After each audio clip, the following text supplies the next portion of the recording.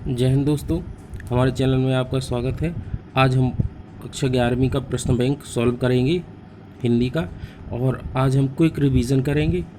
और यहाँ पर देखिए, जो आपकी जो पहली यूनिट है इसमें 17 नंबर के क्वेश्चन आने वाले हैं, जिसमें जो एक अंक के जो क्वेश्चन है वो 6 आएंगे वस्तुनिष्ठ, और 2 अंक का 2 क्वेश्चन आएंगे, और 3 अंक का 1 आएगा, 4 अंक का 1। इस प्रकार से ये आपकी यूनिट से कुल 17 क्वेश्चन मतलब 17 नंबर का बनेगा। इसी प्रकार से ये दूसरा यूनिट है, उसमें भी आपके 17 नंबर के क्वेश्चन आंसर आएंगे। तो आइए हम देखते हैं पहली यूनिट। और आप लोगों को बता दें कि अगर आप लोग हमारे चैनल पर नए हैं तो हमारे चैनल को लाइक, शेयर और सब्सक्राइब ज़रूर कीजिएगा।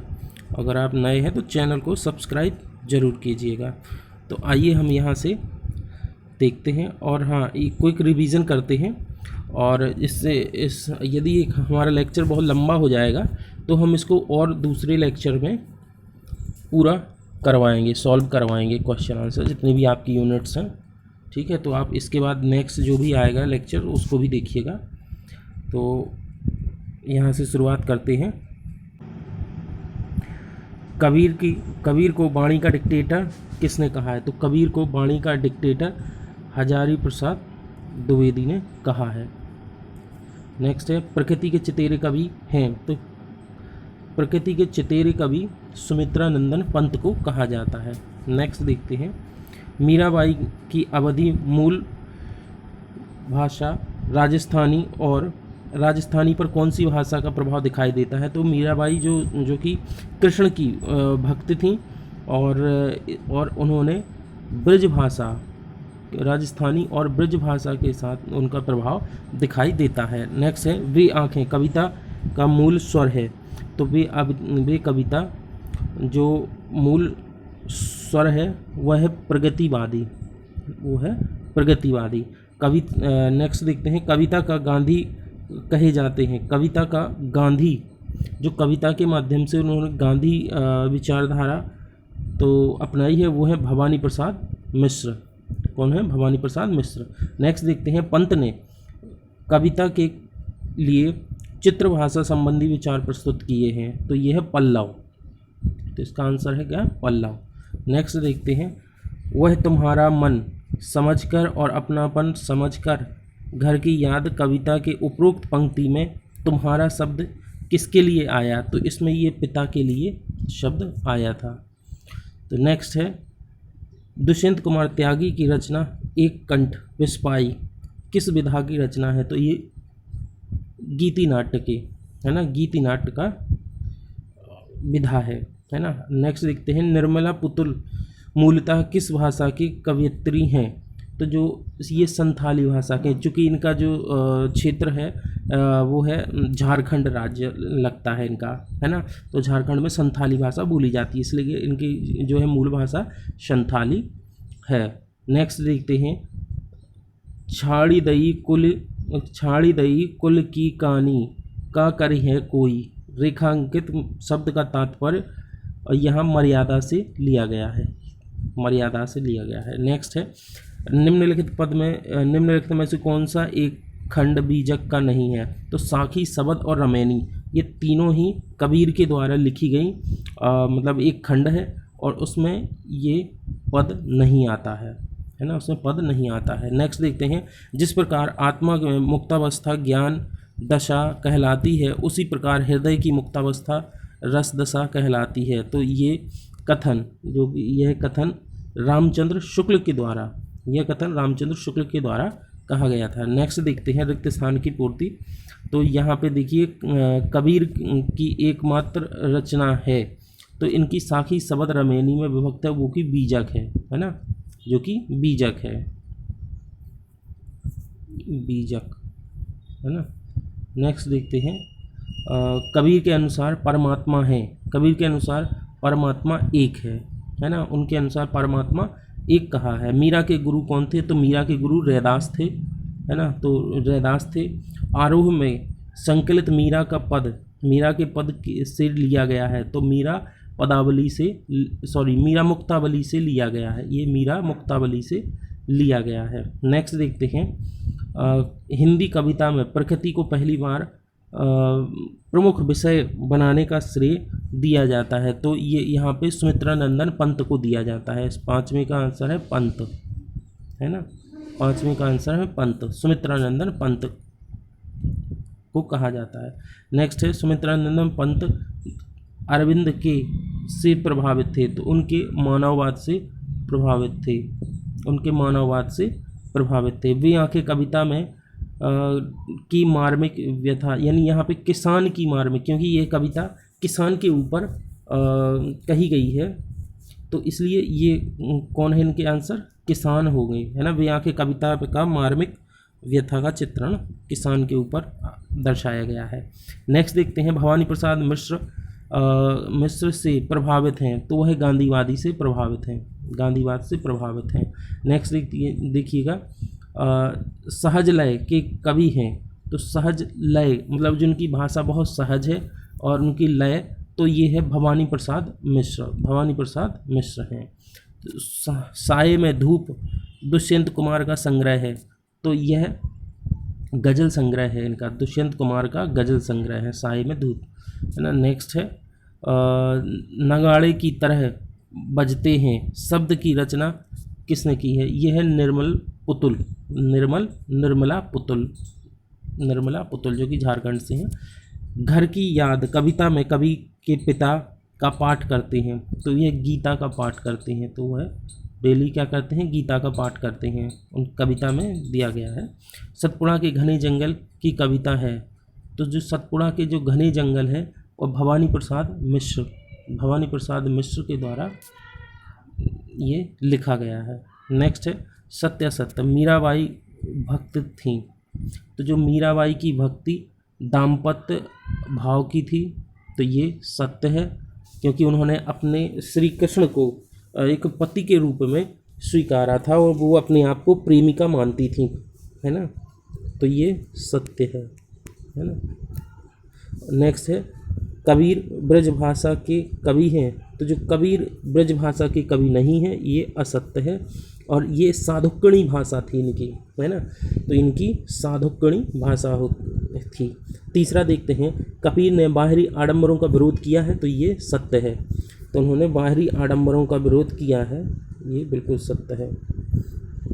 नेक्स्ट देखते हैं मीरा की मूल भाषा राजस्थानी पर अवधी भाषा का प्रभाव है, नहीं है, उनकी जो मूल भाषा राजस्थानी है उस पर ब्रज भाषा का प्रभाव है। अवधी आ जाती है ये अवध से, अवध क्षेत्र जो आता है यानी राम जन्मभूमि का, तो वहाँ से है, राम जी की जन्मभूमि स्थली अवधी भाषा में, वहाँ का प्रभाव देखते हैं, और यहाँ पे है जो कि है ब्रज भाषा। नेक्स्ट देखते हैं पंत की ताज कविता छायावादी है, तो पांचवा ये असत्य है, पंत की ताज नहीं है, छायावादी कविता नहीं है।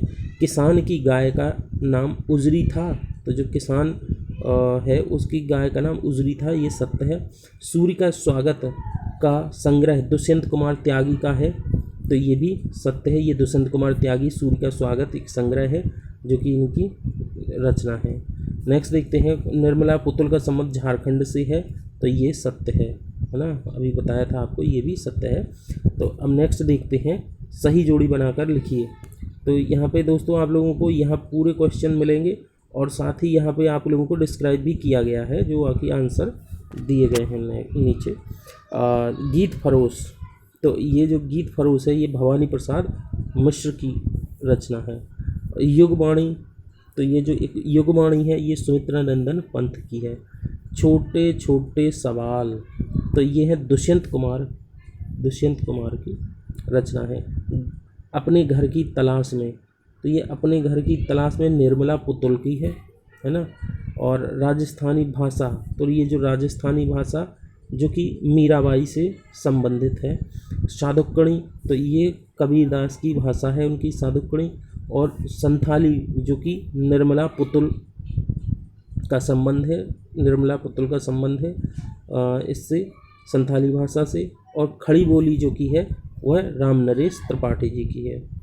ठीक है, तो नेक्स्ट अब देखते हैं एक वाक्य में उत्तर। कबीर भक्ति काल के अंतर्गत निर्गुण भक्ति की कौन सी काव्य धारा के कवि थे? तो जो कवि थे वो है जो उनकी जो जनाश्रयी है ना, तो ये जनाश्रयी कवि जनाश्रयी निर्गुण जनाश्रयी जनाश्रयी है ना, जनाश्रयी काव्य धारा के कवि हैं, है ना। मीरा ने अपना आराध्य किसे माना है? तो मीरा ने अपना आराध्य श्री कृष्ण को माना है ना, श्री कृष्ण को माना है। नेक्स्ट देखते हैं, मीरा के लिए विष का प्याला किसने भेजा था? तो मीरा के लिए जो विष का प्याला है वो राणा ने भेजा था, राणा ने भेजा था। नेक्स्ट है, राम नरेश त्रिपाठी किस युग के कवि हैं? तो जो राम नरेश जो त्रिपाठी हैं उनके पूर्व छायावादी है ना, तो ये जो राम नरेश त्रिपाठी हैं ये पूर्व छायावादी है ना, पूर्व छायावादी हैं, है ना। नेक्स्ट देखते हैं, हिंदी साहित्य के बाल साहित्य के जनक, हिंदी साहित्य में बाल साहित्य के जनक कौन माने जाते हैं?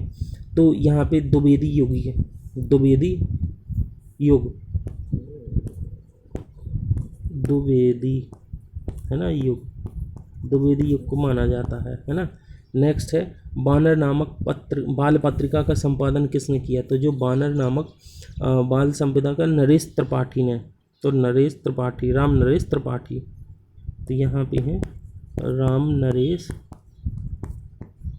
त्रिपाठी, राम नरेश त्रिपाठी हैं।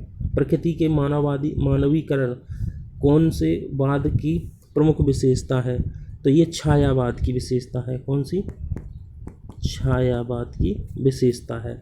नेक्स्ट देखते हैं, मिलन खंड काव्य के रचयिता कौन है? तो ये जो मिलन खंड काव्य के रचयिता हैं, मिलन खंड काव्य के, तो राम नरेश त्रिपाठी हैं, राम नरेश त्रिपाठी है ना, राम नरेश त्रिपाठी हैं। नेक्स्ट, ये घर की याद कविता में कौन किसको याद कर रहा था? तो ये एक पुत्र अपने पिता को, यानी एक पुत्र अपने पिता को याद कर रहा था। नेक्स्ट है, इसमें मीरा की प्रेम रूपी बेल में कौन सा फल आया? तो इसमें आनंद का फल आया, आनंद मिलता था उनको प्रेम रूपी, यानी कृष्ण भगवान से जब वो प्रेम करने लगी तो उनको उसमें क्या मिला? आनंद मिला, आनंद का फल प्राप्त हुआ। नेक्स्ट देखते हैं, 30 शब्द में उत्तर लिखना है। तो इनके भक्तिकालीन कवि के 2 कवि तथा उनकी एक एक रचना का नाम लिखना है। और यहाँ पे देख लीजिए, यहाँ पे फिर भारतेंदु युग के किन्हीं 2 कवियों के नाम और द्विवेदी युगीन, तो यहाँ पे ये क्वेश्चन आप देख लीजिए अच्छे से, इसके आंसर हमने नीचे दिए हैं। और यहाँ पे ये 3 अंकीय क्वेश्चन, 3 अंकीय प्रश्न हैं, इनको भी मैंने सॉल्व किया है।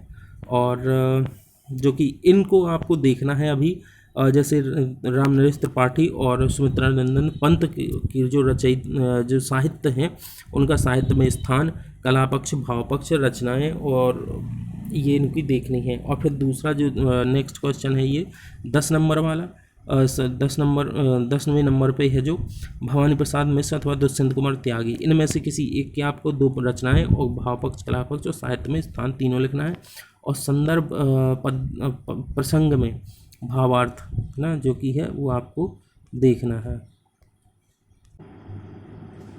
आइए तो हम यहाँ पे चलते हैं क्वेश्चन आंसर पे। पहले, भक्ति काल के 2 कवि तथा उनकी एक एक रचना का नाम, ये आपके 30 शब्दों में लिखना है, इसलिए जितना छोटा हो सके उतना ही लिखना है ना।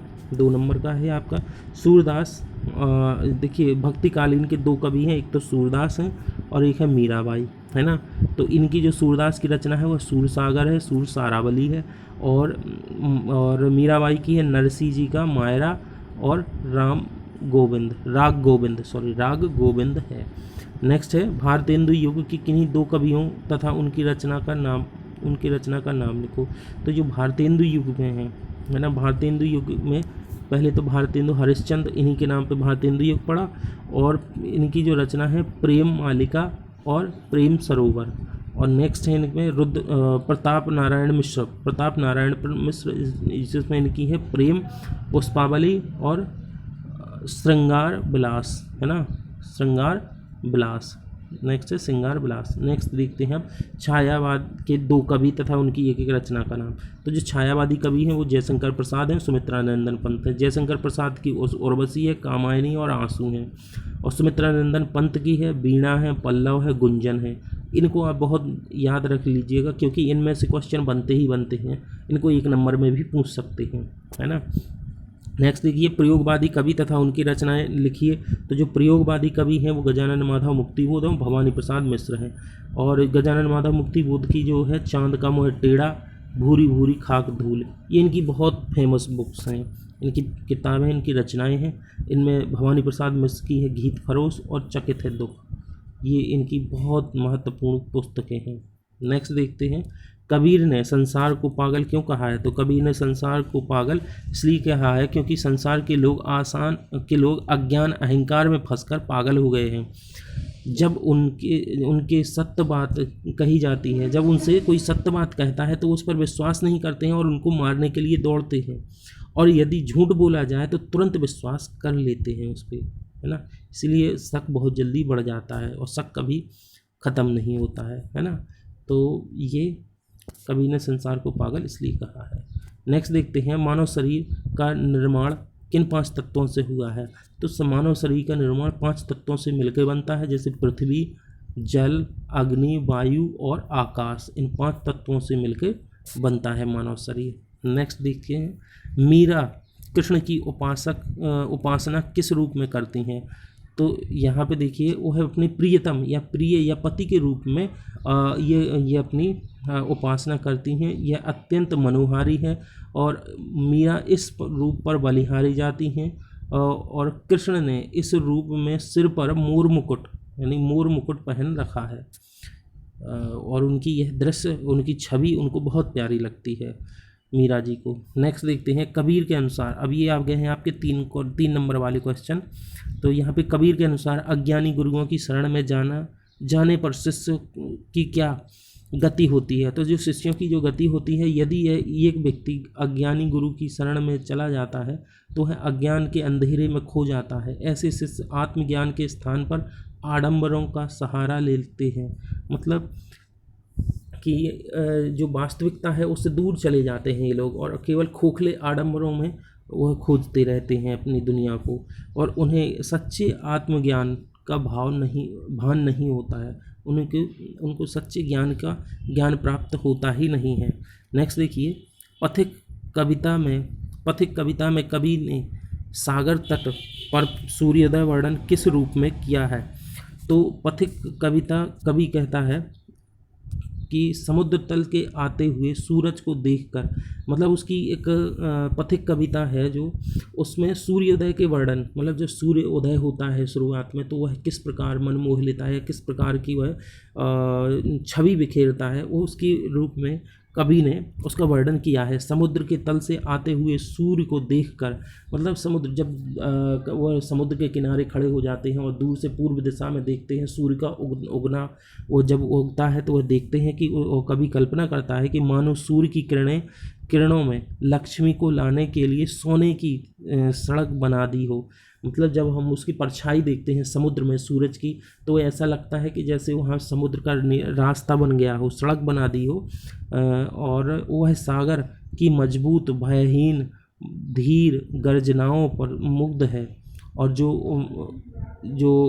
वहाँ मतलब जो सागर की मतलब जो गर्जनाएं होती हैं, जो किनारों पर जो सागर की तट पे लहरें गलती हैं, तो उसमें असीम आनंद प्राप्त होता है, मन और गर्जनाओं से मुग्ध हो जाता है, उनको बहुत अच्छा लगता है। नेक्स्ट है बेआंखें कविता में कवि ने किसान की पीड़ा का जिम्मेदार किसे बताया है। तो कविता में किसान की पीड़ा के लिए जिम्मेदार जो जमींदार महाजन कोतवाल को जिम्मेदार बताया है। महाजन ने अपना ब्याज ऋण वसूलने के लिए किसान के खेत, गाय बैल और घर बार बिकवा दिया।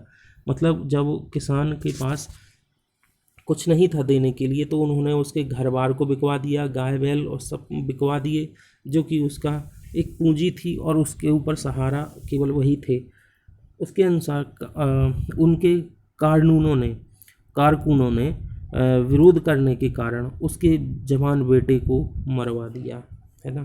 तो उसमें पूरे किसान की जो पीड़ा है, जो इतना दर्दनाक जो पीड़ा है, उसका यहाँ पे जिम्मेदार जमींदारों को बताया है, महाजनों को बताया है, कोतवाल को जिम्मेदार बताया है, क्योंकि इन तीनों ने मिल के उस किसान के साथ बहुत ही बर्बर व्यवहार किया है, जो कि अमानवीय है। तो दोस्तों यहाँ पे ये चैनल ये लेक्चर पूरा हुआ। अब आपको नेक्स्ट लेक्चर दिया जाएगा।